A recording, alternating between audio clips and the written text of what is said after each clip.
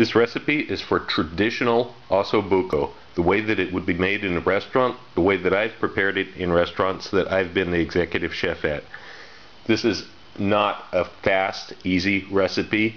You cannot make good ossobuco in a pressure cooker or in a slow cooker. It has to be done with love. And here's how to do it. Okay, the first step is to salt your meat with heavy, coarse salt.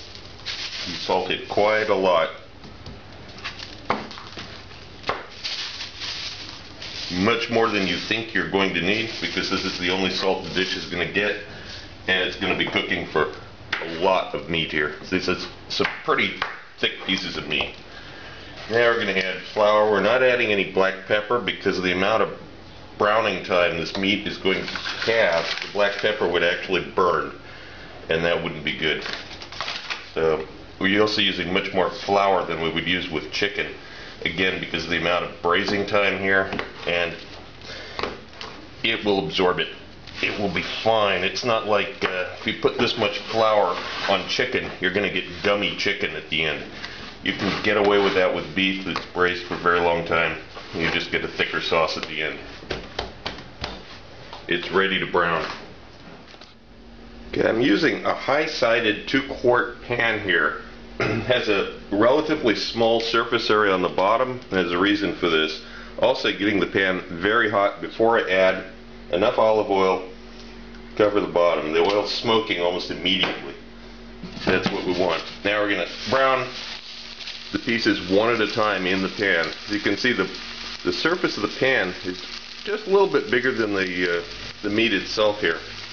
And this is going to brown really well. You want a lot of caramelization on this because this is where your flavor for the dish is coming from. If you don't do this step, it won't be ossobuco in the end. I'm going to, as you can see, I cooked this meat right to the point of almost burning. Just a little bit more. Just a little bit more and it would have burned. In goes the second piece. Again, the same thing with that. And this is one of really the only secrets to ossobuco for great flavor, is that you need to bring it right to that edge, right to where it's going to be burned next. You've saved it just before it burns. That's where all the flavor is at. Now, right away to the same hot pan, we're going to add the mirepoix, carrots, celery, onions. We're going to start stirring that around to deglaze the pan.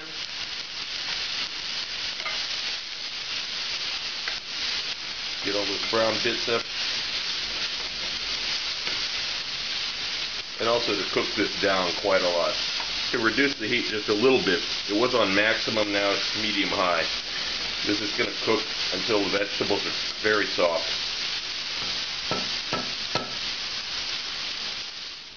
After 3 or 4 minutes, when the vegetables have already softened some, you can add the tomato sauce.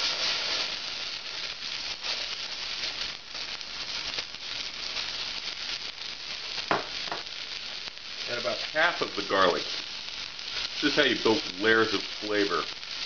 You want this deep, rich garlic paste at the bottom, but you also want some higher notes in the meat. So you're going to add the rest of the garlic later on. And we're just going to let this cook for another 4 or 5 minutes to get it softer.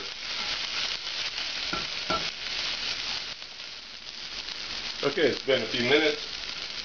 I'm going to add an ounce of rich cherry wine to this.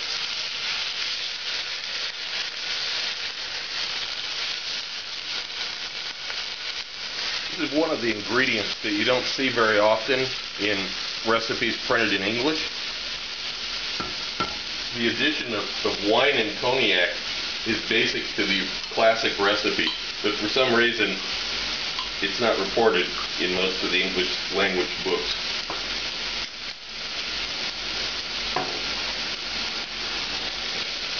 So when that's dry again, now I'm going to add an ounce of cognac.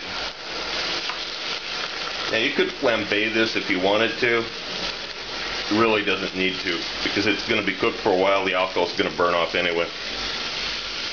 At least most of it. If there's a little bit of alcohol left in it, it's okay. An ounce distributed through all this meat and vegetables won't be noticeable. But you can flambe it if you like to.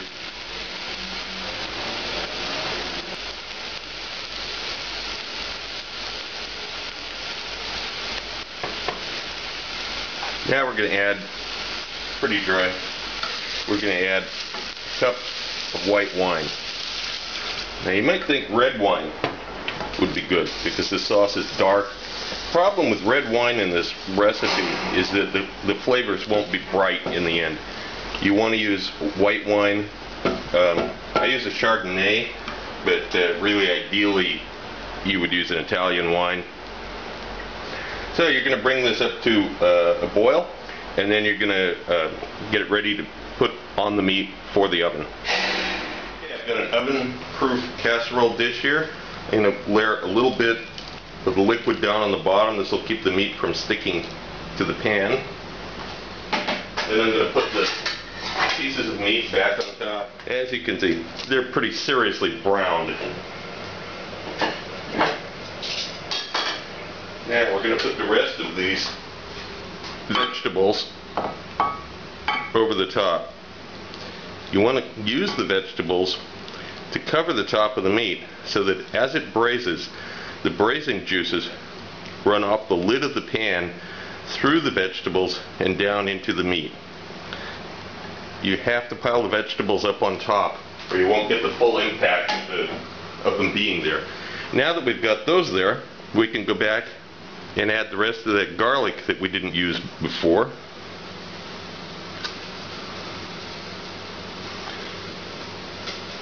As well as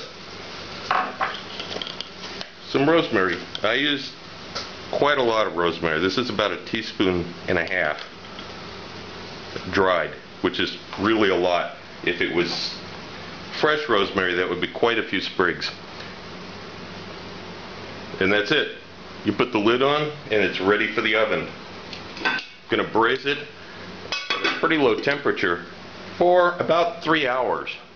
Okay, this is the unveiling point. It's been roasted at 130 degrees Celsius for the last 2 hours, after the first hour where it was roasted at 160. As you can see, meat is just about coming off the bone. Now we're going to remove this to a platter and strain off the sauce.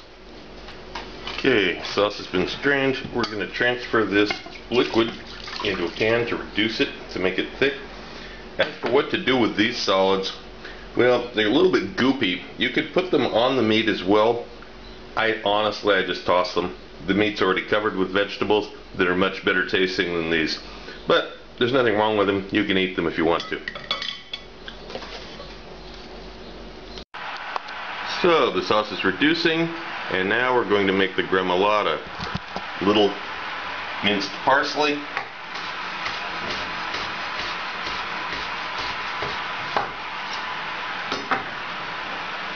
some grated lemon zest,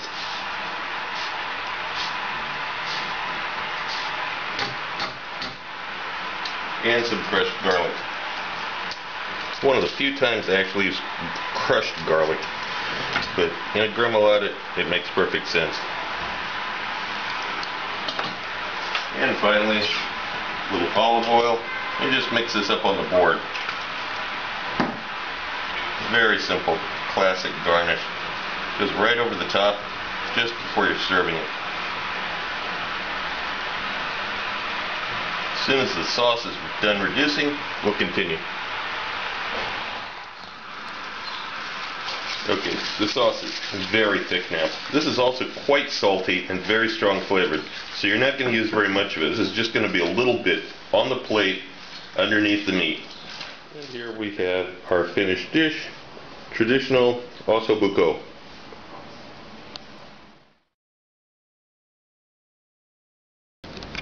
Also look for my cocktail book, Cocktails of the South Pacific and Beyond, Advanced Mixology, available through Amazon online.